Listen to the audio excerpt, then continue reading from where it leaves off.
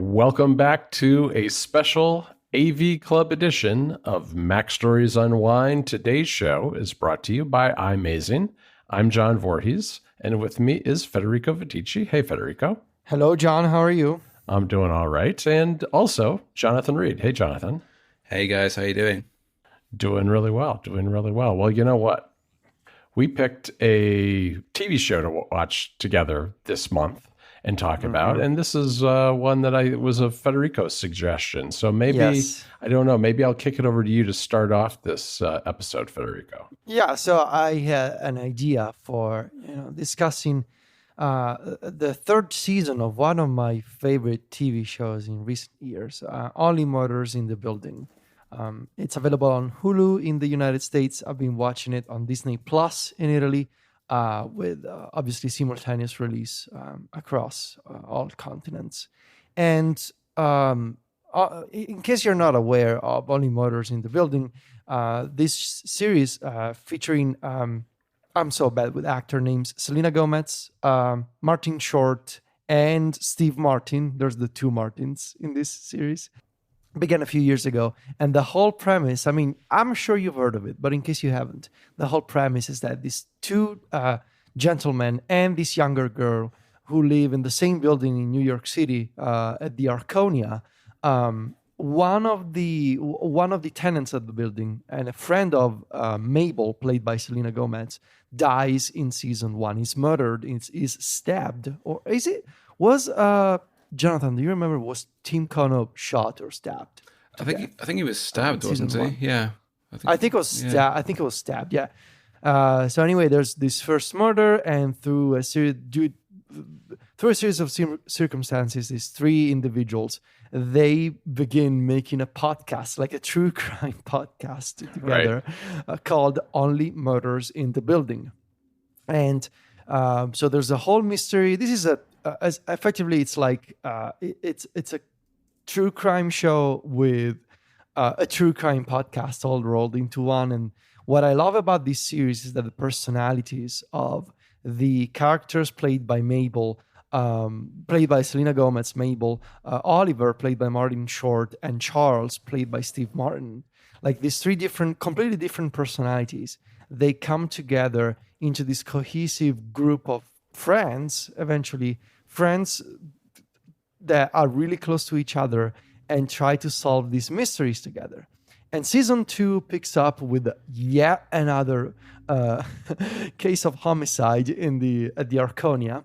And season 3, there's yet another, as the title suggests, yet another case of murder in the building. So I figured this show was ending last week as we are recording this episode of the AV Club.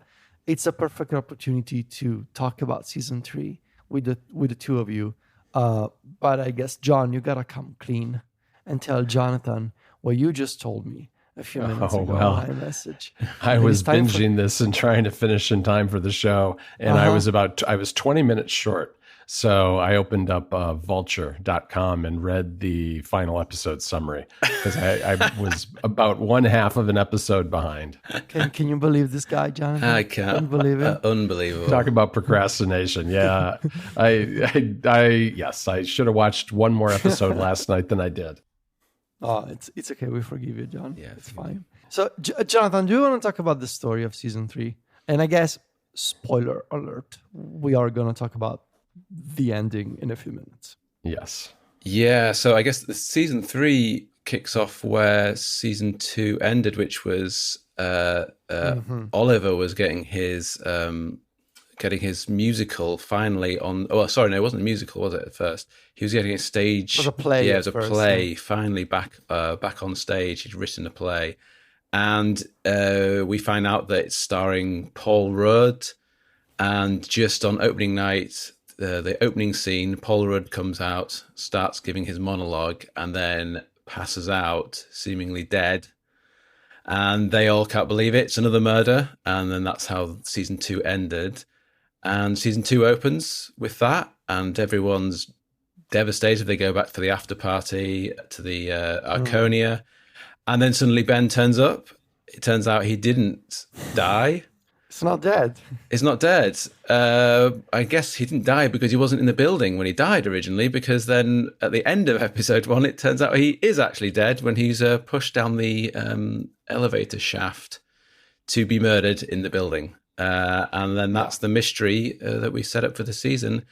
And we also see the introduction of Meryl Streep playing Loretta Durkin, who is a member of the cast. So in this season, we get to meet more of the cast that appeared at the end of the last season. And we gradually try to solve this mystery while, dealing with various things like love, romance. All 3 of the characters have romantic storylines going on. Meryl Streep, it turns out she's had a young child that she gave up for adoption when it was born. It turns out to be Ben's brother, and many clues, many fake outs, many red herrings. I guess we should probably start out actually just a quick question. Which of you solved the murder before the end of the season? Me? No, I did not. I did not try though either. I don't really try with these shows. It's like a thing that I don't know. It's just not something that I try to do. Although I did have my suspicions, but I wasn't like actively trying to figure it out. Okay, so I didn't solve the murder before the end of the season. The one thing I figured like many episodes ago, and I told Sylvia, and she was like, "Hey, by the way, you were right." I sort of figured that Ben, in his dressing room, was talking to that footage that was found from a video camera that was left in Ben's dressing room, and eventually the gang gets their hands on this footage, and you can see the camera is only looking at Ben, and Ben is talking to someone in his dressing room, and he's saying things like, "Oh, I know you're bad for me, but I want you so much." And I figured, I bet he's talking to a cookie. Like to an actual cookie, because at the very, I believe in the very first episode of the season, we see there's this scene of the table read for the play, and we see that Dickie, Ben's brother and manager, says that one of the many quirks of Ben is the fact that he cannot absolutely be near cookies because he has a problem with his diet regarding eating junk food and specifically cookies. So when I saw that video, I figured, I bet it's not talking to a person and it's talking to a cookie. And eventually I started thinking, well, this fake, like not fake, but like this poisoning that led to his first fake death. I sort of figured that the cookie was poisoned, but that's as far as I was able to go. I didn't put together the fact that, spoiler, I guess I'm just going to say it now. I didn't put together the fact that Donna and Cliff were behind Donna with the poisoning and Cliff pushing down the elevator. I didn't put it together until the very last episode. But I gotta say, it's one of those things where those two, they seemed a little off since the beginning, right? Like those two characters, they have, I don't know, I guess they had like evil characters vibe about them from the very first episode, especially Cliff. But yeah, I didn't actually put it together until the last episode. Yeah, I kind of figured that along the way, the red herrings were, in fact, red herrings, and that it wasn't really Dickie and it wasn't Loretta. I kind of figured that it wasn't going to be them, which does, in a way, start pushing you towards some of the other more tangential characters. But I just kind of enjoyed the red herrings because I figured at some point they would flip the story back around to somebody else. And the good thing about this being, the one real, I think, useful thing as a mechanic for the show is having it based on a musical means that there were tons of different people who it could be because they had an entire cast of a play who they could draw on as potential suspects.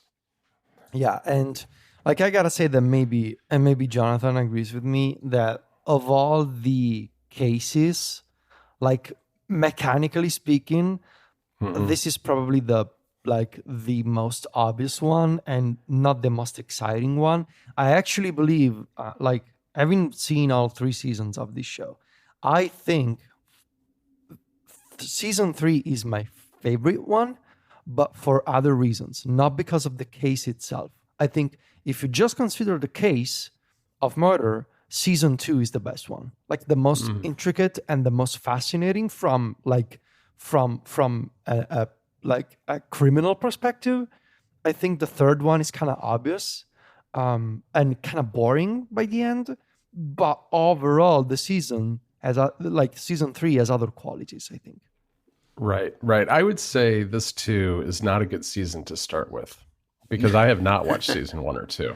Really? And yeah, I watched like 2 episodes. I thought you did. No, I watched like 2 episodes of season 1 and quit because I just it wasn't clicking with me. And I never watched season 2. And then I started watching this one, and then I put it on the back burner, and then we decided to do it. So I finished it, do it for the AV Club. And so for me, things like the Saz person, I'm like, who the hell is Saz? Yeah. You know what I mean? Who is this person who pops up in the middle of the show? Oh, no. In this role that makes no sense to me, is just like this random character that has no connection whatsoever to this story, other than the fact that they have a relationship with these people outside of this particular season. So yeah, I mean, we can get to that whole Saz thing, I guess, at the end, but yeah, it does not click as well, I think, coming to it fresh as the first season that you've watched, because you don't have the history of the characters and especially some of the ancillary characters to the trio that's at the center of it all. Yeah, there's definitely some characters that pop up this season who, if you didn't know who they were from previous seasons, you would be very confusing. And there's a character, I forget what the character's name is, but he's deaf. And if you didn't know, that one too, right? Yep, I was like, who is this guy? Yeah. So he's a really good character, but you don't know who he is if you haven't watched the previous seasons. So there's a lot of different things going on. Same with Saz, yeah. Yeah, I got the sense. I mean, they did enough that you knew that there was a pre-existing relationship there between him and Selena Gomez's character, but yeah, I was like, oh, this person just comes into this show in the middle of, towards the end, and with no real introduction whatsoever.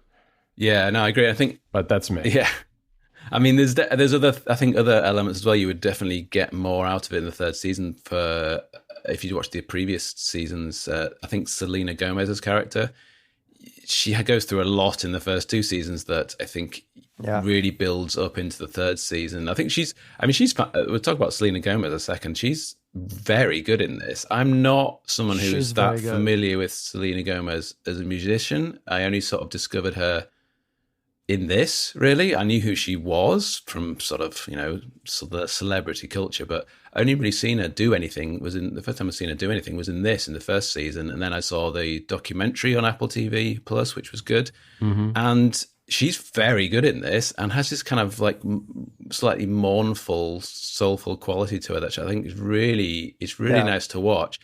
And also, she deserved credit to go up against Steve Martin and Martin Short, 2 of the greatest comedians, the last sort of 50 years or so. And she's very good. She's funny. Like, you don't think, oh, she's trying to catch up with them. She just slots in really nicely. Yeah, and I feel like they gave the Mabel character a bit of a break in season 3. Like, Mabel, she went through a lot in season 1 and 2. Season 1, Tim Kono, one of his former friends, is assassinated in the building. Yeah. And in season 2, she gets initially blamed for the murder at the Arconia because she's found by police at the scene. So she goes through a lot in season 2, and she needs to sell the apartment, and eventually she does. Like, the Mabel character finally got her break in season 3, and they gave her a boyfriend with Tolbert, and I can't believe they created a character named Tolbert. Of all names, how can you come up with Tolbert? So strange. It was like, at some point, like, one of my big brain theory moments was that Tolbert, which by the way I loved when Oliver, or was it Oliver or Charles who called him Toblerone at some point? Yeah, it was. Anyway, at some point, one of my big brain theory moments was that what if Maxine, was it Maxine, the journalist from the New York Times who panned the initial version of the play? What if Maxine is Taubert's mother, and somehow she's involved in the murder of Ben Glenroy? Obviously that theory went nowhere. I thought he might be the murderer at one point. I did have that moment where, because I thought, well, he's the behind the scenes guy. He's kind of everywhere all at once with his cameras and fades into the background. But then it seemed like that's a little too obvious. And he probably gets mistreated a lot by Ben, with this big shot movie star attitude, treating everybody around him sort of badly and rudely. But no, it wasn't him. This episode of Mac Stories Unwind is brought to you by iMazing. Rethought, rewritten, and redesigned from the ground up, iMazing, the trusted iPhone manager, is about to release its third major version. Ahead of the launch later this year, they're inviting Mac Stories readers to check out the latest macOS beta today. The iMazing team's primary focus was to deliver the smoothest possible user experience. The all-new interface brings the many available features to light while remaining accessible to less technical users. There's a new Discover view that greets users with quick access to iMazing's most used features.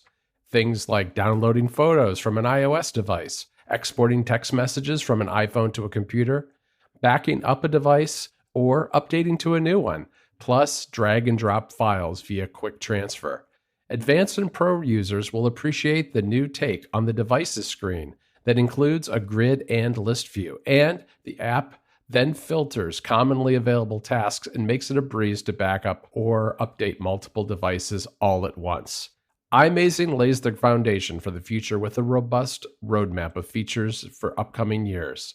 Learn more about iMazing 3 by going to imazing.com today, where you can download that beta. Again, that URL is imazing.com. Our thanks to iMazing for their support of the show. And I gotta say a couple of things here. I loved that season 3 was all about a musical. Like, that for me was the highlight of this season, and why this version of Only Murders in the Building is my favorite to date, because the production quality of the musical itself. So initially, we see that Oliver is working on this play called Death Rattle, and it's supposed to be a very standard stage play about this murder mystery. And during the rehearsals, who are attended by this New York Times journalist and theater critic, this version of the play gets absolutely panned by this journalist, and of course it can, we cannot see the end of this play during opening night because Ben Glenroy faints on stage. So Oliver has this thought, following a conversation with this journalist, to transform the play into a musical. So we go from Death Rattle to Death Rattle Dazzle, and it's a musical version of the play. And I just loved everything about this. The idea, the rehearsals, the songs, which you can actually listen to and stream from Spotify or Apple Music.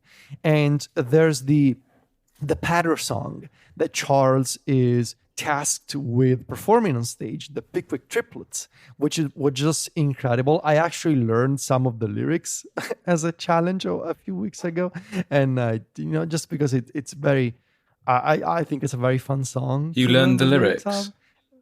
Yeah. Do you want to give us a blast? Which of the Pickwick Triplets did it? Who of the crew would commit this crime? It goes like that. I cannot remember. That's pretty good. This is good. But and the song that Loretta performs, I can't recall the title, but that song is absolutely beautiful. And that leads me to my second point about the season, which is Meryl Streep. She's just incredible to see on screen with this role. Like this actor this actress who's tried multiple times over the decades to finally make it to Broadway, and eventually she does in this theatrical production, only to not actually go through on opening night because of this actor fainting on stage. And eventually she transforms into this performer with this incredible song in the role of the nanny of the three Pickwick triplets. It's just an incredible performance that really showcases Meryl Streep's just range in all senses, like vocal range and character range. You know, the Meryl Streep that you can see in, say, The Devil Wears Prada is a completely different Meryl Streep playing Loretta in Only Murders in the Building Season 3. And yeah, I found the role of Loretta and sort of character arc very satisfying to see. Yeah, I would say she eclipsed the rest of the people in the show. She really does. Whenever she's on screen, she really does. At least that's like, I was only looking at her. Yeah, to me, the whole Death Rattle thing, to me was I didn't like the play part of it because I found it a distraction because it was so absurd. It was so unrealistic to me that they would have a play about babies that might have created a crime on an island in Nova Scotia. It was so absurd that I was like, I don't know. It didn't click. That didn't click with me either, I guess. Yeah, I liked it because it was ridiculous though. I think it was absurd by design. I think it was ridiculous and absurd by design.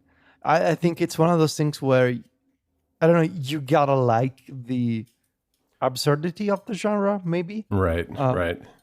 To be fair, like both Sylvia and I, we are huge musical nerds. Yeah, and I'm kind of not. Yeah, okay. So is there anything else we would like to, I mean, we got to talk about the very end. Just as with every season, actually, season 3 ends with yet another murder. This time in the building, once again. So I remember actually when season 2 wrapped up and we see Ben Glenroy fainting on stage. At the time, we all sort of thought, oh, there's now an actor dying on stage. And all the speculation at the time was like, what was that, a couple of years ago? Oh, so now the show is going beyond the building finally. And we're going to start talking about murders outside of the building. Only that was a fake out because for all the reasons we talked about, Ben wasn't actually dying on stage. But now at the end of season 3, so we have this sort of get-together party at Oliver's place after the opening of Death Rattle Dazzle.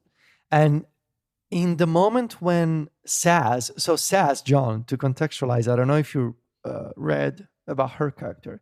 So Charles, played by Steve Martin in the show, he used to be a TV show actor for this series called Brazos. Well, and Brazos was like a detective TV series. Mm-hmm. And he used to play Brazos. This detective solving mysteries and murders for many, many seasons. And he's now this like washed up actor, and a few people remember him as Brazos, and he thinks he's more famous than he actually is. That's the sort of the gist of his character. And Saz used to play his stunt double. That's why she kind of looks like him and she dresses up like him. Mm-hmm. But she's a more likable version of him. And you know, the Saz, as you know, she's very likable, she's very affable with people. She can strike a conversation with just about anybody. And in season 1 and 2, Charles kind of suffers these issues. It's like, why do people like Saz more than they like me? So the moment when Saz walks into the party and Charles said, I'm going to go grab some more wine, I knew that something was going to happen to Saz. Because that's always how it goes. Like, I believe in both cases. Like, I believe at the end of season 1, Charles also said, I'm going to go grab some more champagne or something. And then the murder happened. And so when Charles said, I'm going to go grab some more wine, I was like, oh no, either he's going to die or most likely Saz is going to die. And that's exactly what happened. So we see, actually for a few minutes, there's another fake out at the very end because you don't see Charles on screen anymore. And you see this sort of silhouette of a Charles-looking figure walking into a dark apartment. And so you think, oh, that's Charles who's going to grab some wine, like he said a few minutes ago. Only that, and now we get serious, I believe, in Only Murders in the Building Season 4, only to realize that's not actually Charles, that's Saz, and she gets shot in the chest from across the street, most likely from another building, by a sniper or something. Yeah. And a couple of details worth noting here. Saz tries to, I believe, write in blood on the floor something, but the camera cuts before she's able to write anything. I truly believe she's gonna try and write something on the floor. And we gotta keep in mind that when Saz got to the party at Oliver's place, she pulled Charles apart for a second and she said, can we talk for a few minutes later? I gotta talk to you about something, and it's a sensitive thing.